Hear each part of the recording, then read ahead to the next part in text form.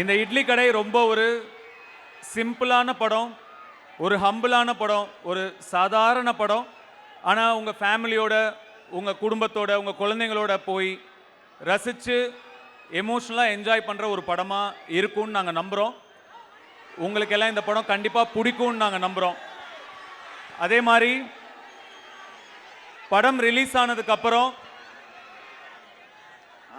9 மணிக்கு படம்னா 8 மணிக்கே ஒரு சில ரிவ்யூலாம் வரும். அதெல்லாம் நம்பாதீங்க.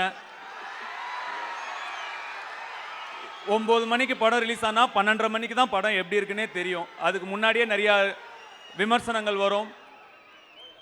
அதெல்லாம் நீங்கள் நம்பாதீங்க. நீங்கள் படம் பார்த்து முடிவு பண்ணுங்கள், இல்லை உங்கள் நண்பர்கள் பார்த்துருப்பாங்க, அவங்க என்ன சொல்கிறாங்கன்னு கேட்டு படம் பார்க்குறதா இல்லையான்னு முடிவு பண்ணுங்கள். சினிமாவுக்கு அது இன்றைக்கி ரொம்ப தேவை. சினிமா ஆரோக்கியமாக இருக்கணும், நிறைய படங்கள் நல்லபடியாக ஓடணும், எல்லார் படமும் ஓடணும், எல்லா தயாரிப்பாளர்களும் நல்லா இருக்கணும். சினிமாவை நம்பி சினிமா மட்டும் இல்லை, இன்னும் நிறைய பேர் இருக்காங்க. நிறைய தொழில் சினிமாவை நம்பி நடக்குது. அதனால் எல்லா படங்களும் ஓடுறது ரொம்ப முக்கியம். அது உங்கள் கையில் தான் இருக்குது. அதனால் சரியான விமர்சனங்களை பார்த்து நீங்கள் முடிவு பண்ணுங்கள் படம் எப்படி இருக்குன்னு.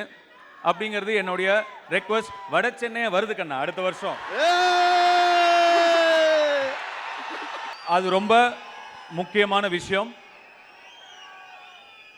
மீண்டும் உங்களை எல்லாரையும் 10 வருஷம் கழிச்சு சந்திச்சதுல எனக்கு ரொம்ப ரொம்ப ரொம்ப சந்தோஷம். ரொம்ப நன்றி, ரொம்ப ரொம்ப நன்றி.